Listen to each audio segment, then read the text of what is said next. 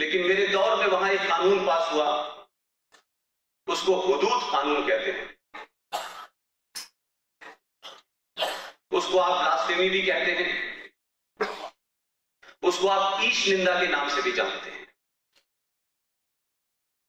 उस कानून की सारी बारीकियों के बारे में सारे कागजात में पाकिस्तान में जब था तब अपने साथ लेके आया था, लेकिन अभी तक भारत में कोई ईश निंदा का कानून नहीं है, कोई कानून ऐसा नहीं है। लेकिन समाज में यह माना जाता है कि किसी को भी किसी के मजहब के पैगंबर या जिन पे आस्था हो उनके बारे में अशब्द नहीं बोलने चाहिए, और अगर किसी ने बोले इस देश में तो इस देश के संविधान के तहत जो भी कार्रवाई होनी थी वो हुई, उस कार्रवाई को उन्होंने भुगता। लेकिन ये जो एक्स्ट्रा कॉन्स्टिट्यूशनल बॉडी इस देश में बनी हुई है कि आप ऐलान करते हैं कि अगर सुप्रीम कोर्ट ने छोड़ भी दिया तो हम इसकी गर्दन सर से अलग कर देंगे। ये जो ताकत है इस मुल्क के अंदर और जो पूरी दुनिया के अंदर आपको नजर आती है अलग अलग रंगों पे, अलग अलग नामों से, पाकिस्तान में इस कानून के तहत क्या मजाक है कि अगर किसी का नाम मोहम्मद रफीक हो, ये उस कानून की निटी-गिटी इसलिए बता रहा हूं कि उस कंटेस्ट में मैं भारत वापस लौटना चाहूंगा, और आप गलती से अपने बॉस से मिलने गए और आपने अपना विजिटिंग कार्ड अपनी बॉस की टेबल पे रखा और वो कार्ड हवा से गिर जाए या हाथ से गिर जाए, क्योंकि उसके विजिटिंग कार्ड पे मोहम्मद लिखा हुआ है, इसका मतलब आपके ऊपर ईश निंदा का कानून लागू होगा। ये उसके प्रोविजन है और इसका इस्तेमाल पाकिस्तान में धड़ल्ले से हो रहा है, क्योंकि उस पे मोहम्मद लिखा हुआ है। इसका मतलब है आपने पैगंबर की शान में गुस्ताखी की है, इसलिए आपको बिना किसी वारंट के, बिना किसी एफआईआर के 3 महीने के लिए अंदर। लेकिन आप सबने एक घटना सुनी होगी, लेकिन हजारों ऐसे किस्से हैं पाकिस्तान के अंदर कि आज तक इस ईश निंदा के अंदर 0% मुसलमान को जेल हुई है। लाहौर के पास एक शहर है, उस शहर का नाम है योहानाबाद। ये पूरी तरीके से वहां ईसाई रहते हैं, क्रिश्चियंस का पूरा शहर बसा हुआ है। वो क्या रहा है कि अगर किसी ईसाई की जमीन को हड़पना है तो उस किसान या उस बिजनेसमैन के बच्चे जो स्कूल में पढ़ने जाते हैं, 20 ऐसे किस्से मेरे सामने हुए जब मैं वहां था कि मौलवी साहब ने उस 4th क्लास या 5वीं क्लास में पढ़ने वाली बच्ची के बस्ते में कुरान शरीफ के 2 पन्ने फाड़े और रख दिए,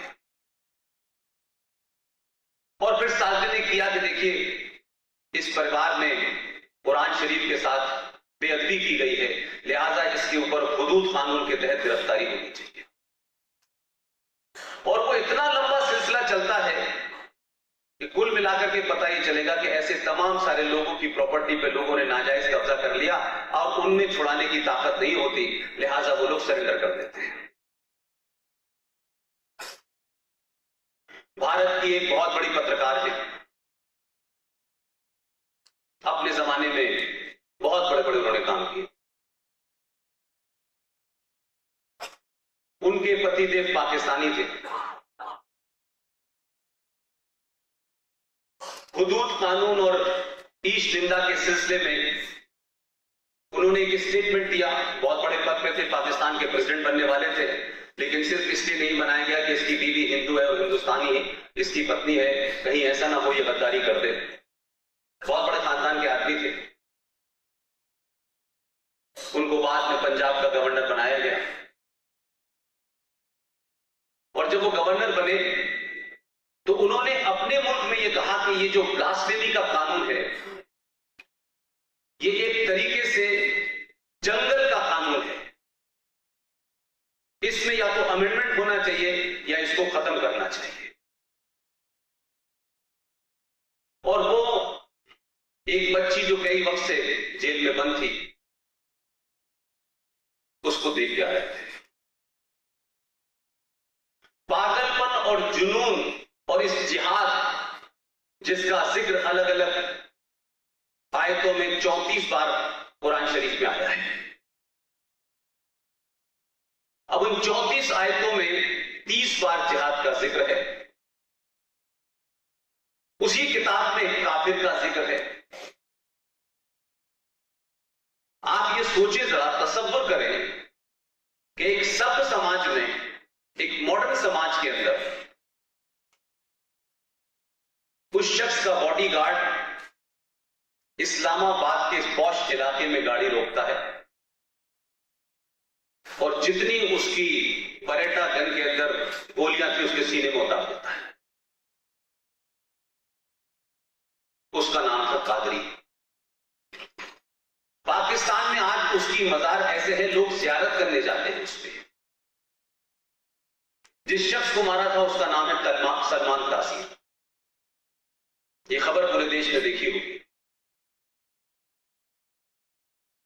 जिस अपने मुल्क में जिस कानून को खत्म करने की बात चल रही हो, जो इस्लामिक मुल्क है, लेकिन भारत में लोकतंत्र है, रिपब्लिक है, डेमोक्रेसी है, संविधान है, संसद है, सुप्रीम कोर्ट है, उसके बावजूद भी कुछ लोग अपने आप ये तय कर रहे हैं कि ये हमारे मजहब के खिलाफ बोला, लिहाजा सुप्रीम कोर्ट जो भारत की है, जिसके ऊपर उनका बड़ा सेलेक्टिव एतमाद है, यकीन है, भरोसा है, उसके बावजूद भी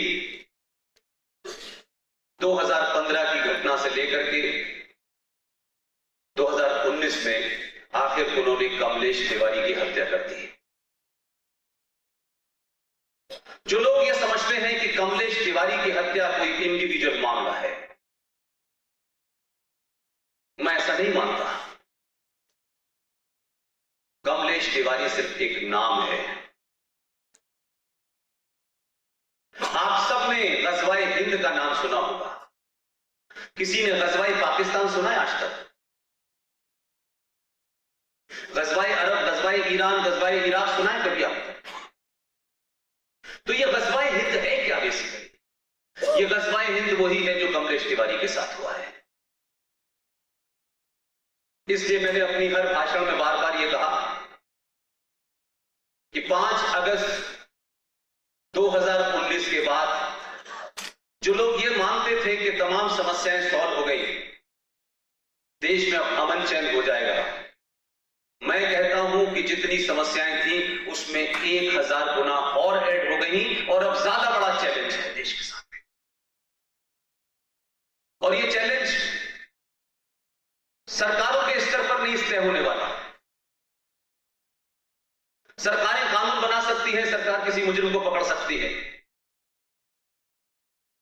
इस चैलेंज के लिए भारतीय समाज को तैयार रहना पड़ेगा। और यह सिलसिला इसलिए शुरू नहीं हुआ है, इस घटना के पीछे 2 मुख्य कारण हैं। आप सब अखबार पढ़ने वाले लोग हैं, डे टू डे बेसिस पे आप अपडेट रहते हैं। सुप्रीम कोर्ट में एक सुनवाई 150 साल से चल रही थी, वो पूरी हो गई है। तो सुप्रीम कोर्ट पे हम यकीन जब तक करते हैं जब तक हमारे हक में फैसला दे, और हमें यह लग जाए कि नहीं देगा तो हम इस देश में डराने वाली स्थिति पैदा कर देंगे।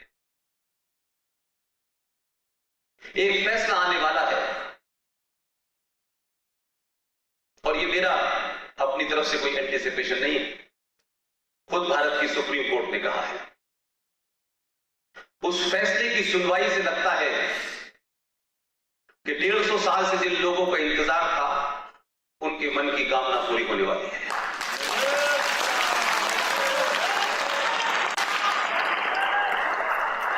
लेकिन जैसे जैसे आप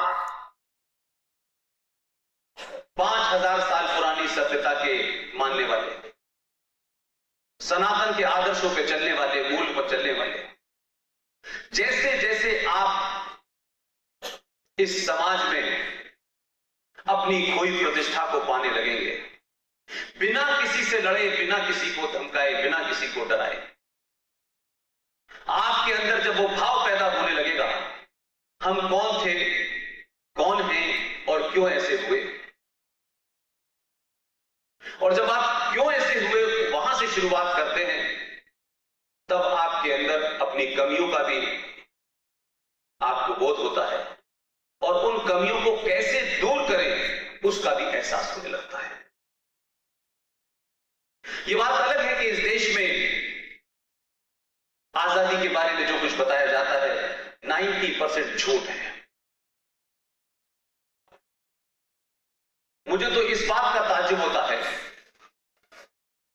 कि हमारी संसद में बैठने वाले तमाम सारे मेंबर ऑफ पार्लियामेंट कम से कम वो सत्ता के इतने नजदीक जरूर होते हैं कि जो चीजें, जो इंफॉर्मेशन आम आदमी के पास नहीं आती, वो उनके माध्यम से आनी चाहिए। 97 में भारत सरकार ने जो भारत का संविधान है, जिसकी दुहाई हम सुबह से लेकर शाम तक देते हैं, उस संविधान की 1000 कॉपी छपवाई थी, ओरिजिनल संविधान की, और 97 में जितने भी मेंबर ऑफ पार्लियामेंट थे उन सबको वो बांटी गई थी। लेकिन 97 से लेकर के 2015 तक देश को भारत का संविधान कैसा था, किस तरीके का था, क्यों था, ये पता ही नहीं है। इसलिए अभी मैंने पिछली सभा में राजकोट में कहा, वहां भी कई मेंबर पार्लियामेंट आए हुए थे। मैं आपके शहर के प्रबुद्ध, सीरियस मेंबर ऑफ पार्लियामेंट विजय भाई से कहूंगा कि आप, इसमें कोई संवैधानिक मामला नहीं है, कोई हिंदू मुस्लिम मामला नहीं है, कोई सेकुलरिज्म और कम्युनिज्म का मामला नहीं है, कोई हिंदू मुस्लिम का मामला नहीं है। आप अपने पार्लियामेंट में जो भी साथी हैं उनसे ये जरूर कहें कि जो भारत का ओरिजिनल संविधान था, कम से कम उसकी लाखों कॉपियां छपनी चाहिए। आप कीमत जो भी तय करें, उस कीमत पे देशवासियों को मिलना चाहिए।